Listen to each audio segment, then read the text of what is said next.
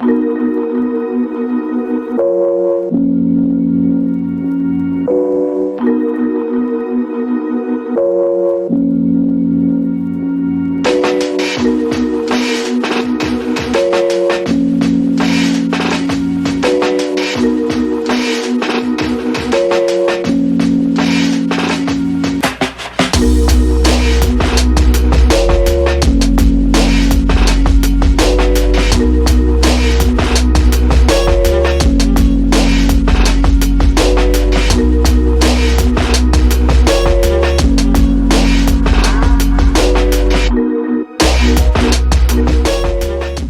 Paul Telesca, Marketing Manager at Turn 14 Distribution. Turn 14 Distribution currently carries over 235 different brands. Currently, between all three distribution centers that we have in the United States, we have 721,000 square feet of modern warehouse distribution space. So we have three locations in the U.S., but we have our main location, which is also near our office in Horsham, Pennsylvania. The warehouse is located in Hatfield, Pennsylvania. Our other distribution center in the middle of the country is located in Arlington, Texas. And then our third distribution center is in Reno, Nevada. That kind of services the West Coast. This gives us the ability to ship to 100% of the United States in 2 days or less.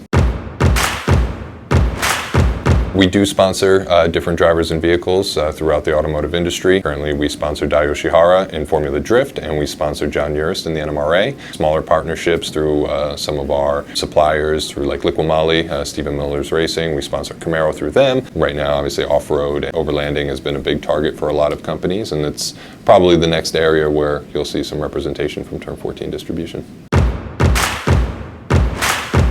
So we are also supporting a build through the BMW CCA.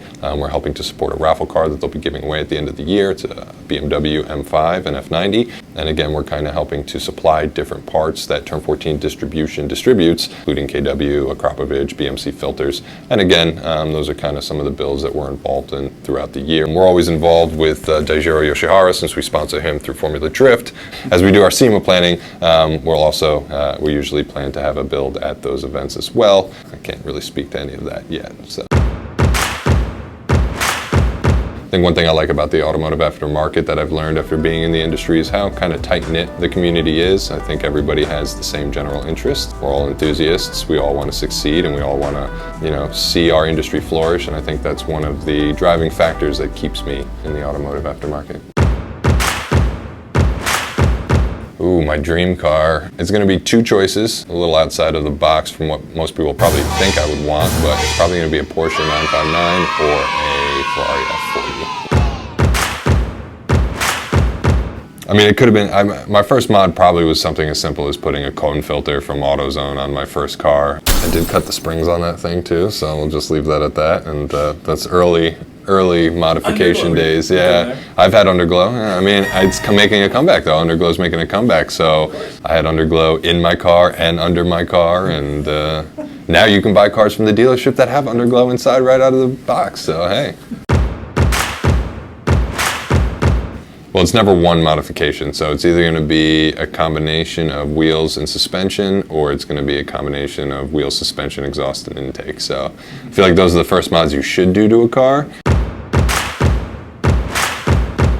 I'll take USDM out automatically, and it's going to be a long, grueling fist fight between Euro and JDM to decide who would win in my first choice, but it's going to be one of those two, probably depending on the decade. 90s, probably steering more towards the Japanese side. If it's an 80s car, I'm probably going to be steering more towards the European side. So,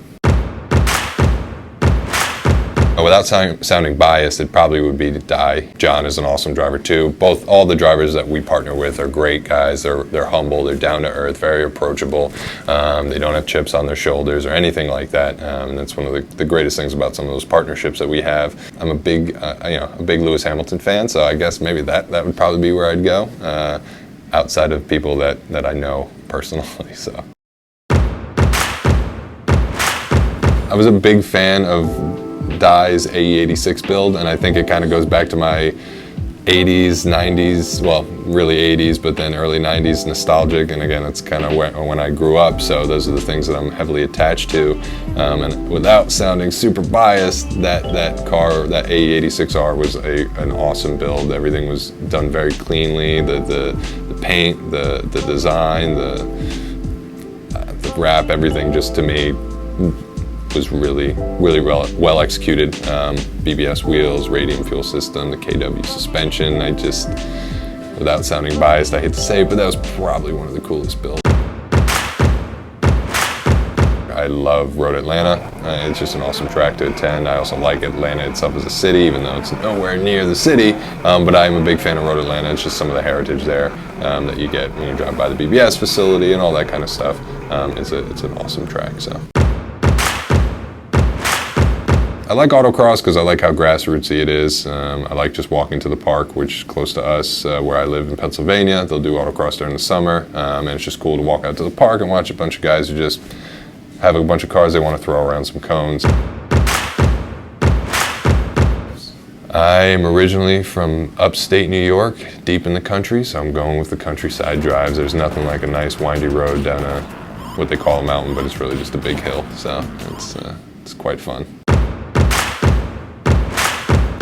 More modification that might be geared toward aesthetics. You'll see more of that type of suspension wheel type of modification. I think will take a lot more hold. Trying to pass a lot of laws or try to change law with the RPM Act and other things to protect our industry.